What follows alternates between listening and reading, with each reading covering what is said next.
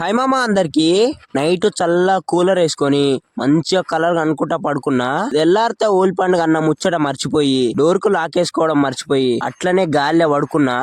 పొద్దున్నే నేను లేవక ముందుకే మా దోస్తులు రంగులు పట్టుకొని వీడియో ఆన్ చేసుకొని నా దగ్గరకు వచ్చిర్రు. నేను మంచిగా నిద్రపోతుంటే నన్ను లేపి అదే నిద్ర మబ్బుల నా ముఖాన్ని మొత్తం కలర్లు పూసి హ్యాపీ ఓలీ అని చెప్పిర్రు. ఆ కలర్లు పూసినాక ఆ నిద్ర మబ్బుల 5 నిమిషాల సేపు అక్కడ ఏం జరుగుతుందో నాకు అస్సలు అర్థం కాలేదు. ఇక వాళ్ళు నా కలర్లు పూసినాక వీళ్ళే నా కలర్లు పూస్తారా, మనం రంగంలోకి దిగితే ఎట్లుంటదో అని కలర్ తీసుకొని మొత్తం చేతిలో పూసుకొని పడుకున్నోనికి మొత్తం పూసుకుంటా ఒక్కొక్కరిని లేపుకుంటూ వచ్చిన. ఇక హోలీ పండుగ అయిపోయింది. స్నానం చేసి డ్యూటీకి పోదామని అనుకునే లోపు మా దోసుగాడు రూమ్ లోకి పోయి 2 గుడ్లు తీసుకొచ్చి నా నెత్తి మీద కొట్టిండు.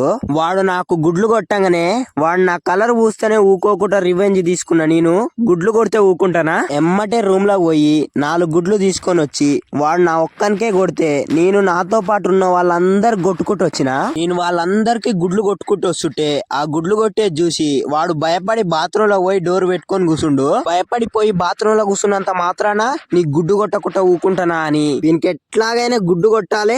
గుడ్డు కొట్టినాకనే డ్యూటీకి పోవాలి. డ్యూటీకి గంట లేట్ అయినా ఏం లేదని బాత్రూమ్ కొన్న వెంటిలేటర్ లంగా చూసుకుంటా మరి వాని ఎంట పడ్డ గుడ్డు కొట్టాలని వెంటిలేటర్ లంగా చూసి గుడ్డుతోటి బెదిరించినా వాడు బయటికి రాలేదు.